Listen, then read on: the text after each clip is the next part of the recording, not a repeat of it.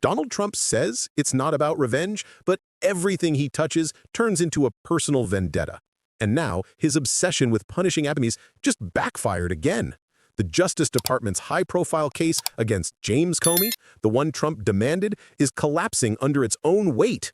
Prosecutors are panicking, evidence is falling apart, and Trump's demand that taxpayers pay his legal bills is being called one of the most shameless moves in modern political history. Let's break down exactly how his own thirst for revenge is now destroying him. The day after a federal grand jury indicted former FBI Director James Comey, President Trump said the charges were not motivated by retribution. Not motivated by retribution? That's rich coming from the man who once bragged about crushing anyone who wasn't loyal to him. I think I would have treated different groups differently. I would have wiped the floor with the guys that weren't loyal. Trump's vendetta against James Comey is nothing new. It started the moment Comey refused to let the FBI become Trump's personal protection unit. And now, even after leaving office, Trump is still using every tool he can find to settle scores. I stand by what the testimony you summarized. Comey insists he's innocent. There'll be others. I mean, they're corrupt. My heart is broken for the Department of Justice, but I have great confidence in the federal judicial system, and I'm innocent. So let's have a trial. The indictment comes 6 days after Trump publicly urged his Attorney General Pam Bondi to go after his enemies, including Comey. That 6-day gap between Trump's order and the indictment tells you everything. It's the timeline of a dictator, not a president. Trump commands, the loyalists obey. But here's where the story takes a sharp turn. That same slam-dunk case against Comey is falling apart fast. Multiple legal experts are now saying the entire prosecution is built on quicksand, based on evidence that doesn't hold up and timelines that don't match. One senior DOJ official, speaking on background, called the case embarrassing and admitted that entire documents cited in the indictment don't even align with the FBI's own employment records. Federal judges are now stepping in, questioning how this case was ever approved and whether Trump's personal influence tainted the process from day one. There are even whispers that one of the prosecutors involved may face disciplinary action for withholding relevant details from the court.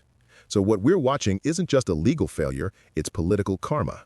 Trump's rush to turn the Department of Justice into his personal weapon may now backfire on the very people who tried to please him. According to the New York Times, the president is seeking $230 million stemming from federal investigations when he was out of office. They are sick, radical left people, and they can't get away with it. Now, these would be taxpayer dollars approved by the Justice Department. Let that sink in. While his hand-picked prosecutors struggle to defend a collapsing case, Trump wants the same Justice Department to hand him $230 million in taxpayer money. He's literally asking the American public to pay him back for his own legal disasters.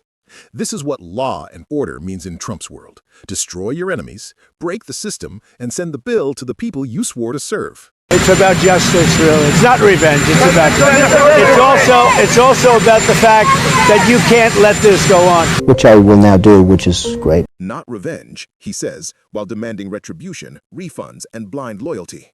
What Trump calls justice is just ego wrapped in legal paperwork, but the courts are pushing back. Judges are openly questioning the credibility of his claims. Even former allies in the legal system are stepping away, realizing that Trump's revenge tour is a road to nowhere. The irony is stunning. The man who once bragged about using the DOJ to crush opponents is now being crushed by the same system he tried to control. Donald Trump wanted to weaponize justice, but justice is fighting back. His obsession with settling scores is collapsing into humiliation, and the American people can finally see it. Every time he tries to twist the law for revenge, he ends up proving that accountability still works. The message is clear. The law might move slowly, but it always catches up. If you believe justice should serve the people, not the powerful, make sure to subscribe, hit the bell, and drop a comment below, because Trump's revenge is falling apart, but the fight for real accountability is only just beginning.